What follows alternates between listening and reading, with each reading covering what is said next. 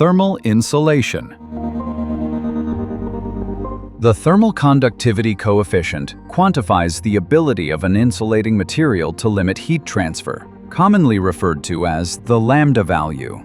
In the lab, a clay foam sample is placed into a standardized measuring device, and its thermal conductivity is determined under controlled conditions. Due to its unique composition, the foam achieves a nominal value of 0.034 watts per meter Kelvin.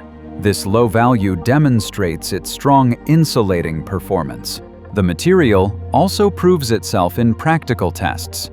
When placed on a hot stovetop, the upper surface remains cool. Heat is barely transmitted.